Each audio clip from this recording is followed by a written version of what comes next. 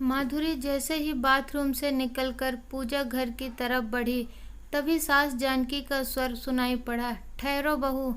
माधुरी चौंक कर रुक गई और घूमकर आती हुई जानकी जी को देखने लगी।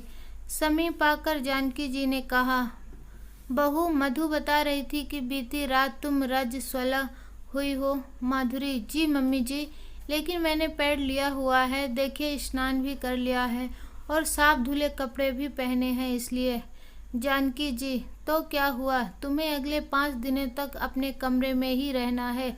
वहीं रहकर संकेत की देखरेख करती रहना, ना तो रसोई में और ना ही पूजा घर में आसपास आना। अन्य कमरों में भी आना जाना नहीं होगा तुम्हारा। इतने दिनों तक देवेंद्र इधर ही कहीं सो जाएगा, ठीक है।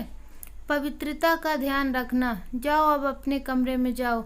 माधुरी ने कुछ प्रतिरोध करना चाहा, किंतु जानकी जी ने उसे चुप रहने का इशारा किया और घूमकर किचन की तरफ बढ़ गई, जहां 18 वर्षीय बेटी मधु नाश्ते की तैयारी कर रही थी।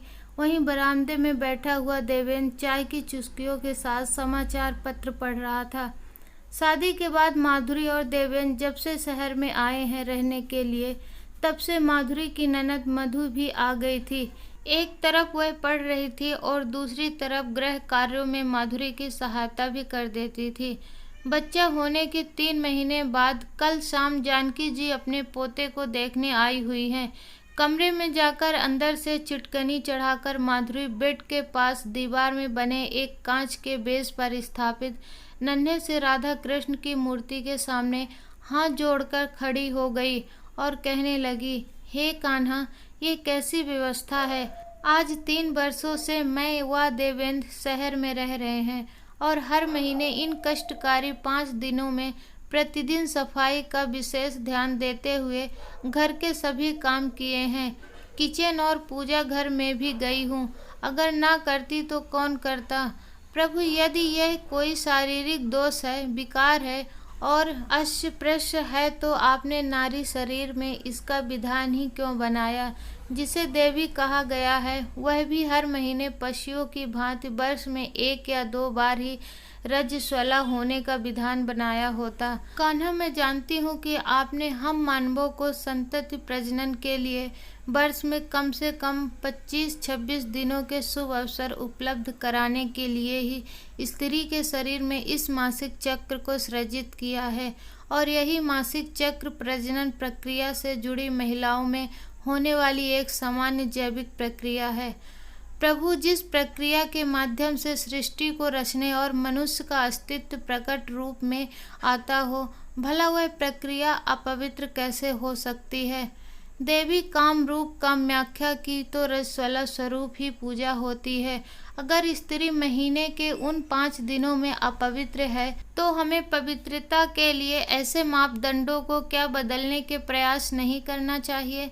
समाज के बहुत से विधि विधानों, प्रचलित मान्यताओं, परंपराओं, रीतियों, रिवाजों, व्यवस्थाओं और वर्जनाओं को तोड़ मरोड़ कर अपनी सुविधाओं के अनुसार बना ली गई हैं, तो इस परिपाटी में भी बदलाव क्यों नहीं संभव। तभी 3 माह के संकेत के रोने का स्वर सुनाई पड़ा, तो बेड से उसे उठाकर माधुरी ने अपने स्तनों से लगा लिया।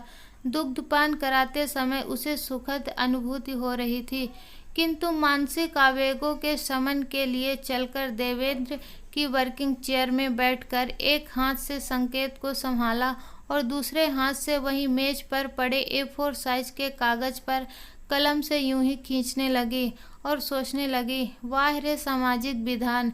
एक तरफ बच्चे में भगवान का रूप देखा जाता है और उसी बच्चे को रजस्वला माँ पैपान तो करा सकती है, किंतु घर के मंदिर के सामने से नहीं गुजर सकती है। दोष ईश्वर का नहीं, बल्कि इन परंपराओं का है। हम तो घरेलू महिला हैं, किंतु कामकाजी महिलाओं को ऐसे सामाजिक विधानों से कितनी परेशानियों का सामना करना पड़ता होगा। उफ, इन दिनों तो उसे होने वाली पीड़ा को प्रायः देवेंद्र का कोमल स्पर्श समाप्त कर दिया करता था। अब वह उससे भी वंचित कर दी गई है। शारीरिक वेदना के साथ अब मानसिक वेदना का सामना भी करना पड़ेगा उसे अगले 5 दिनों तक। हे ईश्वर। स्तनपान कराने के बाद संकेत को फिर से बेड पर लिटाकर माधुरी उस कागज को देखने लगी जिसमें उसने कलम चलाई थी। कागज में एक मानवीय चेहरा चीख रहा था। माधुरी को लगा यह वह स्वयं है। उसने कलम उठाई और उस रेखा चित्र के नीचे कैप्शन लिख दिया, मैं अछूत नहीं हूँ, और जाकर संकेत के बगल में लेट गई। दोस्तों, ये छोटी सी कहानी आपको कैसी लगी कमेंट द्वारा हमें ज़रूर बताइएगा। चैनल में नए हैं तो प्लीज़ सब्सक्राइब कर दीजिए और वीडियो को लाइक कर दीजिए। अब मिलेंगे नई कहानी नई वीडियो के साथ, तब तक के लिए जय हिंद।